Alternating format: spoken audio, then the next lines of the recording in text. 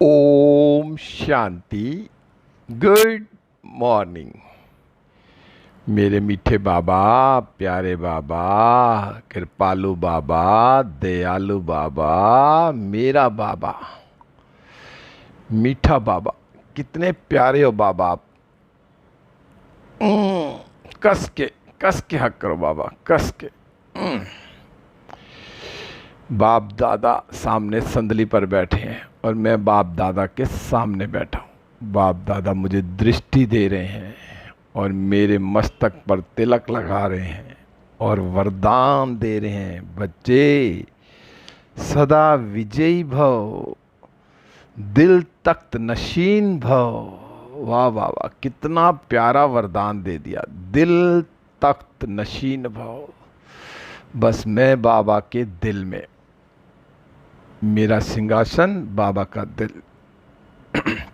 बाबा आज आपने पूरी मुरली धारणाओं पे चलाई। आज की मुरली तो ऐसी है कि एक एक लाइन घोट के ना अपने अंदर बुद्धि में बिठा दो। आज मनन नहीं है, आज तो ये सारी मुरली धारणा के लिए है। कितना प्यार से बाबा आप समझ आते हो। मैं आपका बच्चा कैसा भी हूं, लेकिन क्या कहते हैं, बहुत प्यारे बच्चे हैं, सुधरे हुए बच्चे हैं, सिखिलदे बच्चे हैं, मेरे नैनों के नूर हैं। क्या क्या बाबा कहते हो। तो ऐसे ही मैं आत्मा भी इन चीजों को धारण करूं अपने अंदर। क्योंकि बाबा कौन है? बाबा है दुख को हरने वाला, सुख दाता है। तो मैं बाबा का कौन बच्चा हुआ? मैं भी मास्टर दुख हरता सुख करता हूं। सबसे पहले तो आज पहली पहली धारणा यही लेनी है कि मुझे किसी को भी दुख नहीं देना, सबको सुख देना है। और मुझे दुख देना भी नहीं है, दुख लेना भी नहीं है। अब कई आत्मा कहते हैं दुख लेते देते तो नहीं है, पर दुख ले लेते हैं, दुखी हो जाते हैं।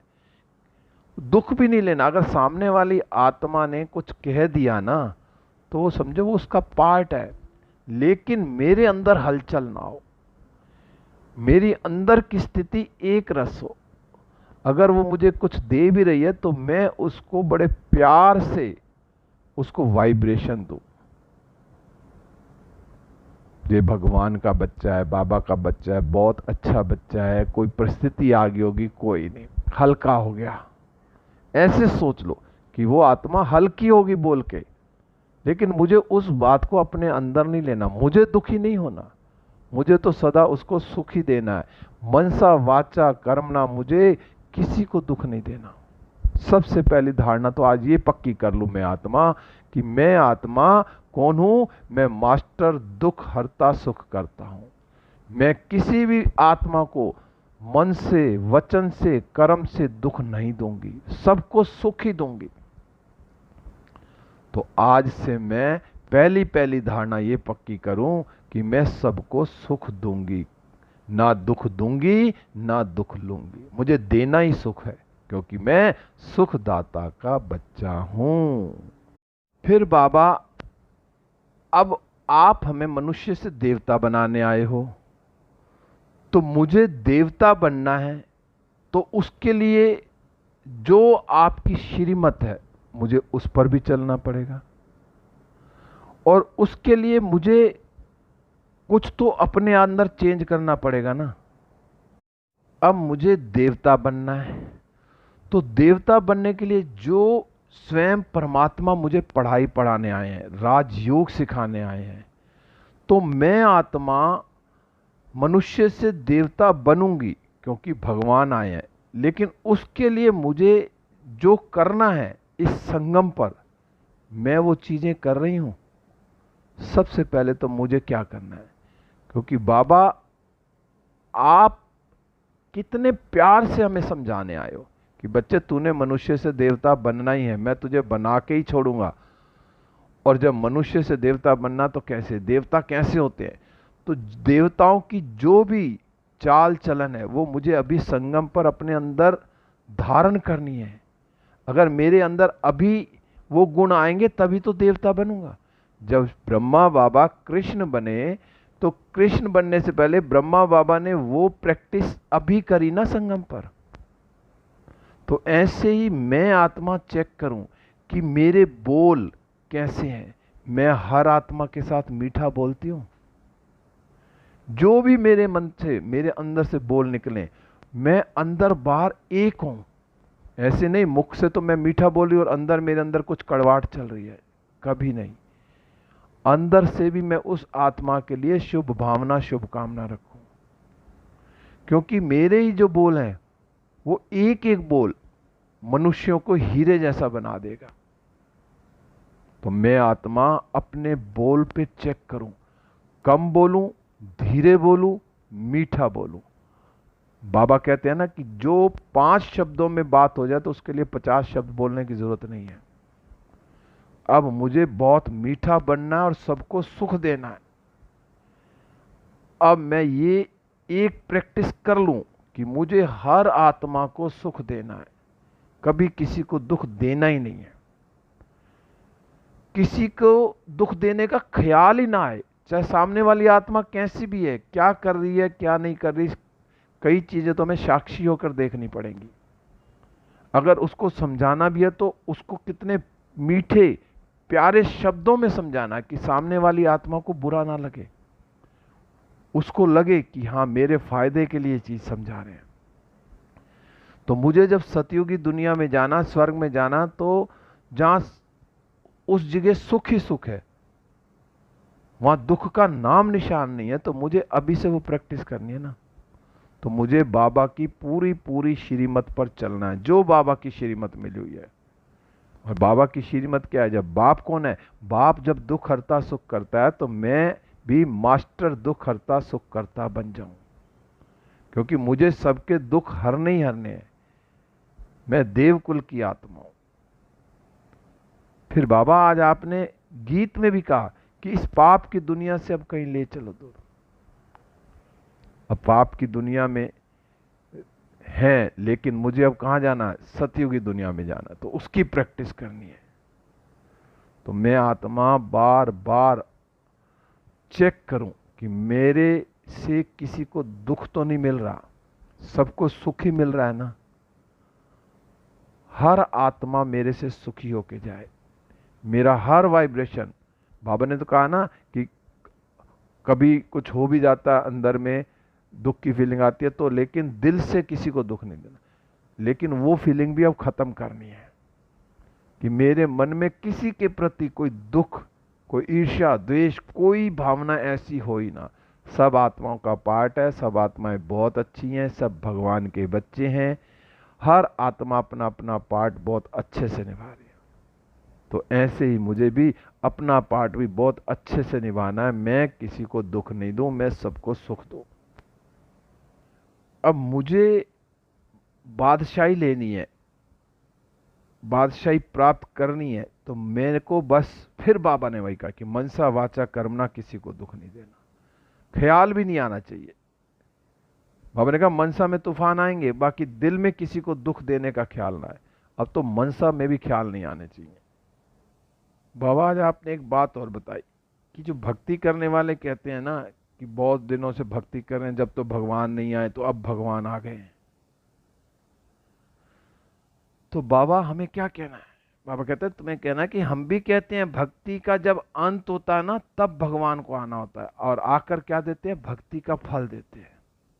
अब बाबा संगम पर आए हैं भक्ति का फल देने, तो इस फल को अपने अंदर कितना ले लेना चाहिए कि जो बाबा इस समय राजयोग की शिक्षा दे रहे हैं, तो मैं आत्मा बाबा की श्रीमत पर चलकर कितना राजयोग सीख रही हूं, क्योंकि स्वयं भगवान मुझे भक्ति का फल देने आए। तो मैं आत्मा बाबा की याद में रह के, बाबा की श्रीमत पर चल के हर कार्य करते हुए सबको सुख दूं, सबको बाबा का रास्ता बताऊं, भगवान का रास्ता बताओ। बाबा आज आपने एक चीज और बताई, अगर तुम भी किसी को दुख देंगे तो कौन कहेगा कि यह दुख हरता सुख करता की संतान है? अब मैं आत्मा कौन हूं? मैं एक तरफ तो कहती हूं मैं भगवान का बच्चा हूं, दुख हरता सुख करता का बच्चा हूं, मैं मास्टर दुख हरता सुख करता हूं। और फिर मैं किसी को दुख कैसे दे सकता हूं? अगर मैं भी दुख दूंगी तो फिर वो क्या कहेंगे कि ये कोई भगवान के बच्चे हैं। तो मैं तो भगवान का बच्चा हूं, मुझे तो सबको सुख देना ही देना है। तो मैं आत्मा सारा दिन अपने आप को चेक करूं कि मैं मनसा वाचा कर्मणा किसी को दुख तो नहीं देती, सबको सुख दे रही हूं। एक एक पल, एक एक सेकेंड, एक एक संकल्प मेरा सबको सुख देने वाला हो। बाबा तो आप पढ़ाते हैं, और जब तक चलन तुम्हारी देवी नहीं होगी ना, तो मनुष्य तुम पर विश्वास कैसे करेंगे। अब भगवान हमें पढ़ा रहे हैं और हमारी चलन अगर भगवान जो चाहता वैसी नहीं होगी, तो दुनिया वाले हमें कैसे कहेंगे कि तुम्हें भगवान पढ़ाते हैं? कैसे विश्वास करेंगे? जब वो विश्वास कब करेंगे? जब मुझ आत्मा की चलन रॉयल होगी। तो मैं आत्मा सारा दिन अपनी चाल चलन पर अटेंशन दूं कि मेरा एक एक शब्द, एक एक बोल सबको सुख देने वाला हो। बाबा फिर आपने कहा कि तुम बच्चे ना भी श्रेष्ठ बन रहे हो, और यह है ईश्वरीय मिशन। और ईश्वरीय मिशन का कार्य क्या है? ईश्वरीय मिशन का कार्य है कि भ्रष्टाचारी से श्रेष्ठाचारी बनने की। मैं आत्मा भी भ्रष्टाचारी से श्रेष्ठाचारी बन रही हूं, और दूसरों को भी बना रही हूं। क्योंकि मनुष्य नहीं बना सकते, ये एक सिर्फ स्वयं परमात्मा ही आकर हम बच्चों को भी श्रेष्ठाचारी बनाते हैं। और हमारी भी क्या मिशन है कि हम औरों को भी, तो अब मुझको भी श्रेष्ठाचारी बनना और औरों को भी बनाना। फिर बाबा आज आपने कहा कि मुरली रोज सुननी पड़े, एक दिन भी मिस नहीं करनी। अब मैं आत्मा चेक करूं कि मैं रोज मुरली सुनती हूं, रोज मुरली पढ़ती हूं, रोज मुरली का मनन करती हूं। तो रोज सवेरे सवेरे क्लास में मुरली सुननी है, और उसके बाद फिर मुरली को एक बार, दो बार, चार बार, जितनी बार हो सके पढ़ना है। क्योंकि जितनी बार हम मुरली पढ़ते हैं ना बाबा, उतनी बार नई नई पॉइंट आती हैं। भाई ये पॉइंट तो पहले मेरे को ध्यान नहीं आई। क्योंकि जब मुरली पढ़ते तो बुद्धि बीच में कहीं खिसक जाती है ना, तो वो पॉइंट भी खिसक जाता। तो इसलिए मुरली जितनी बार हो सके पढ़नी चाहिए। फिर बाबा आज आपने कहा कि जो मैं आत्मा हूं ना, इस शरीर रूपी पुतले को नचा रही हूं। अब ये अभ्यास करना है कि मेरा शरीर अलग है और मैं आत्मा अलग हूं। मैं आत्मा इस शरीर रूपी पुतले को नचा रही हूं। अब यही अभ्यास करना है। इससे क्या होगा कि देही अभिमानी भी बन जाएंगे कि मैं आत्मा अलग हूं, ये शरीर रूपी पुतला अलग है। तो मैं आत्मा कितना अभ्यास करती हूं कि सारा दिन कि मैं आत्मा इस शरीर रूपी पुतले को नचा रही हूं। फिर बाबा आज आपने वरदान में कहा, दिल तख्त नशीन भाव, माया और प्रकृति की हलचल से सदा सेफ रहने वाले दिलाराम के दिल तक नशीन भाव।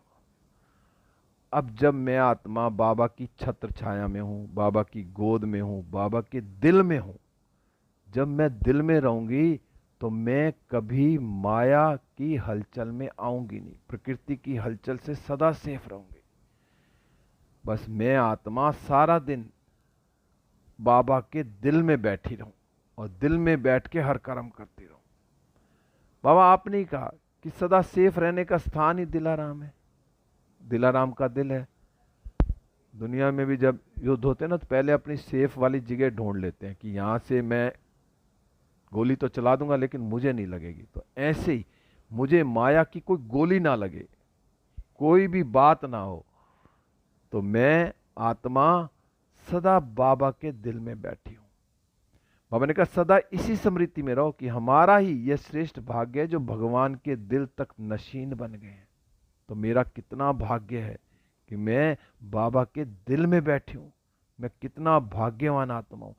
कितना बाबा का शुक्रिया करूं कि बाबा आपने मुझे अपने दिल में बिठा दिया। बाबा आपने कहा जो परमात्म दिल में समाया हुआ अथवा दिल तक नशीन है ना, वह सदा सेफ है। तो मैं तो सदा सेफ हूं, माया से भी और प्रकृति के तूफानों से भी कभी नहीं हिलने वाली। क्योंकि मैं आत्मा बाबा के दिल में बैठी हूं, दिलाराम के दिल में बैठी हूं। तो बाबा ने कहा ऐसे अचल रहने वालों का यादगार अचल घर है, चंचल घर नहीं है। तो मुझे अचल बनना है, चंचल नहीं बनना। बाबा ने कहा इसलिए स्मृति रहे कि हम अनेक बार अचल बने हैं और अभी भी अचल हैं। तो मैं कौन हूं? मैं आत्मा, अचल आत्मा हूं। फिर बाबा आज आपने स्लोगन में कहा ज्ञान स्वरूप, प्रेम स्वरूप बनना ही शिक्षाओं को स्वरूप में लाना है।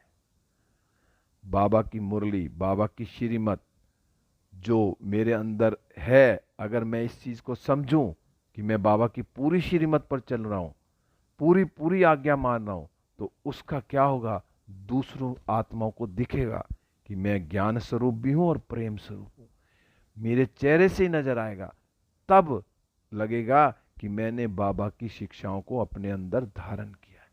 आज की मुरली बाबा पूरी की पूरी घोट के पी जाए। आज तो सारी मुरली बाबा आपने धारणाओं पे दी, तो मैं एक एक चीज, इस चीज को अपने अंदर समा जाऊं।